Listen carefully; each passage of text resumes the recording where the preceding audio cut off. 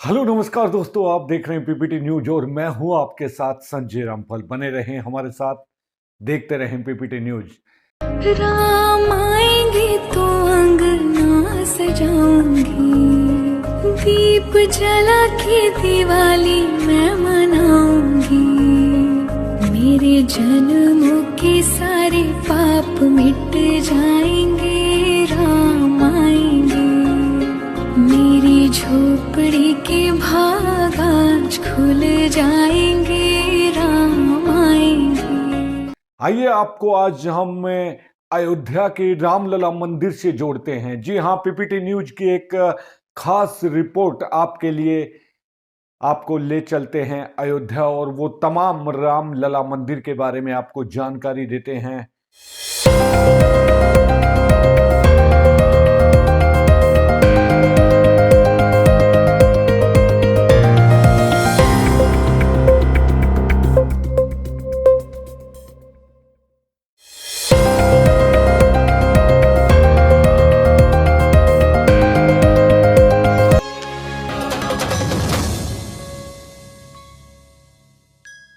मंदिर वहीं बनाएंगे, नारे की कहानी जानकर हैरान रह जाएंगे आप। जो भी हो रहा है बहुत अच्छा काम हो रहा है, बहुत सुंदर हो रहा है। विश्व का सबसे सुंदर नजारा बन रहा है। 7 पीढ़ियां अच्छा कर्म की होंगी तब हम आए हैं काम करने के लिए यहाँ पर। जो मैं यहाँ काम कर रहा हूँ अपने तहे दिल से, तन मन धन से लगा पड़ा हूँ यहाँ पे। और 2-2 बजे रात तक हमारी टीम में काम करती है। सब लोग थकान बिल्कुल महसूस नहीं होती। पैसे के लिए हम लोग काम ही नहीं कर रहे हैं यहाँ पे, पैसे के लिए काम ही नहीं कर रहे हैं। पैसे की कोई बात नहीं, प्रभु श्री राम की सेवा करने के लिए 2 साल हो गए हमें कहते हुए। खुशी का तो कोई ठिकाना नहीं, कितना खुशी है जो कि सपने में भी नहीं सोचे होंगे कि प्रभु राम का जो है कि मंदिर का निर्माण में हम लोग का हाथों का विधान होगा। और हम लोग बड़े ही सौभाग्यशाली हैं कि जो यहाँ पे काम कर रहे हैं और हमारे आने वाली पीढ़ियां भी इस यादगार को सौभाग्य करेंगी क्योंकि हमारे पिताजी और हमारे भाई साहब, हमारे चाचा जी यहाँ पे काम करके गए। अयोध्या का राम मंदिर लगभग बनकर तैयार हो गया है। 22 जनवरी को पीएम नरेंद्र मोदी भव्य राम मंदिर की प्राण प्रतिष्ठा में भाग लेंगे। 500 वर्षों के संघर्ष के बाद, असंख्य बलिदानों के बाद 22 जनवरी 2024 भारतीय इतिहास में कभी न भूले जाने वाली तिथि बनने जा रही है,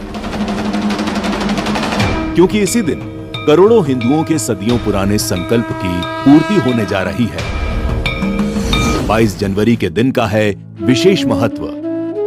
ज्योतिषाचार्यों के अनुसार 22 जनवरी को कर्म द्वादशी तिथि है और ऐसा माना जाता है कि इसी दिन भगवान विष्णु ने कच्छप अवतार लिया था।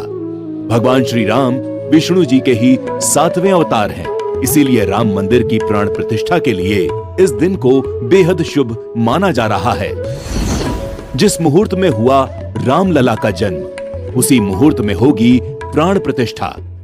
22 जनवरी को 12:29 और 8 सेकंड से लेकर 12:30 और 32 सेकंड तक का समय प्राण प्रतिष्ठा के लिए बहुत शुभ है। इस 1 मिनट 24 सेकंड में ही रामलला की प्राण प्रतिष्ठा की जाएगी। 1 मिनट 24 सेकंड के इस मुहूर्त में अभिजीत मुहूर्त रहेगा। अभिजीत मुहूर्त में ही प्रभु श्री राम का जन्म हुआ था, इसीलिए रामलला की प्राण प्रतिष्ठा के लिए भी इसी मुहूर्त को चुना गया है। 22 जनवरी को 3 महान योगों का हो रहा है निर्माण।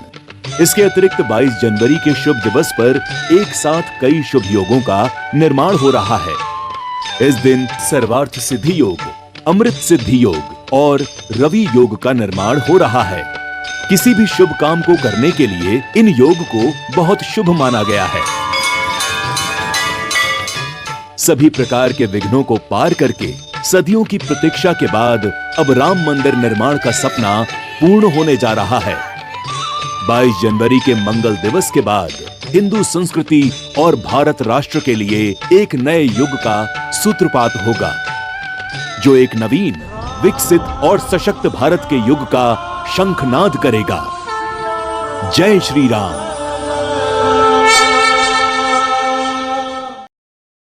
मेरे परिवारजनों, अयोध्या में राम मंदिर को लेकर पूरे देश में उत्साह है, उमंग है। लोग अपनी भावनाओं को अलग अलग तरह से व्यक्त कर रहे हैं। आपने देखा होगा बीते कुछ दिनों में श्री राम और अयोध्या को लेकर कई सारे नए गीत, नए भजन बनाए गए हैं। बहुत से लोग नई कविताएं भी लिख रहे हैं।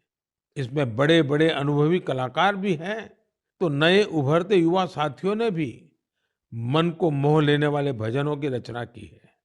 कुछ गीतों और भजनों को तो मैंने भी अपने सोशल मीडिया पर शेयर किया है। ऐसा लगता है कि कला जगत अपनी अनूठी शैली में इस ऐतिहासिक क्षण का सहभागी बन रहा है। मेरे मन में एक बात आ रही है कि क्या हम सभी लोग ऐसी सारी रचनाओं को एक कॉमन हैशटैग के साथ शेयर करें।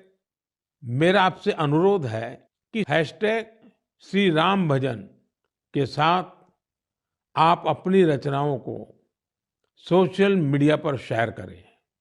ये संकलन भावों का, भक्ति का ऐसा प्रवाह बनेगा जिसमें हर कोई राममय हो जाएगा। साथियों, आज मेरा एक आग्रह मेरे अयोध्या के भाई बहनों से, आपको देश और दुनिया के अनगिनत अतिथियों के लिए तैयार होना है। अब देश दुनिया के लोग लगातार हर रोज अयोध्या आते रहेंगे। लाखों की तादाद में लोग आने वाले हैं। अपनी अपनी सुविधा से आएंगे। कोई 1 साल में आएगा, 2 साल में आएगा, 10 साल में आएगा, लेकिन लाखों लोग आएंगे। और ये सिलसिला अब अनंत काल तक चलेगा, अनंत काल तक चलेगा। इसलिए अयोध्या वासियों को, आपको भी एक संकल्प लेना है, और ये संकल्प है अयोध्या नगर को भारत का सबसे स्वच्छ शहर बनाने का। ये स्वच्छ अयोध्या, ये अयोध्या वासियों की जिम्मेदारी है, और इसके लिए हमें मिलकर हर कदम उठाना है। मैं आज देश के सभी तीर्थ क्षेत्रों और मंदिरों से अपना आग्रह दोहराऊंगा।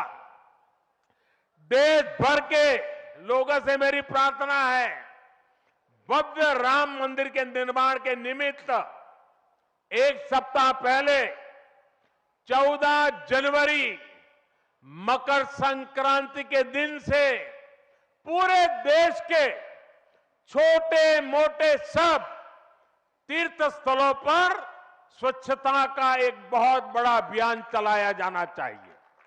हर मंदिर, हिंदुस्तान के हर कोने में हमें उसकी सफाई का अभियान मकर संक्रांति 14 जनवरी से 22 जनवरी तक हमें चलाना चाहिए। प्रभु राम पूरे देश के हैं, और प्रभु राम जी जब आ रहे हैं तो हमारा एक भी मंदिर, हमारा एक भी तीर्थ क्षेत्र उसका और उसके परिसर के इलाके का अस्वच्छ नहीं होना चाहिए, गंदगी नहीं होना चाहिए। मंदिर वहीं बनाएंगे, नारी की कहानी जानकर आप हैरान रह जाएंगे। भगवान विष्णु का अवतार, तो 5 वर्ष के बालक में बालकपन, राजा का पुत्र और देवत्व तीनों चाहिए। ऐसी मूर्ति पत्थर की बनी है, पत्थर काला है, बहुत आकर्षक बनी है मूर्ति। तो वो अभी 5 वर्ष का बालक है। 4 फीट 3 इंच की प्रतिमा है, 51 इंच। उसकी प्रतिष्ठा की जाएगी 22 तारीख को, और ये सब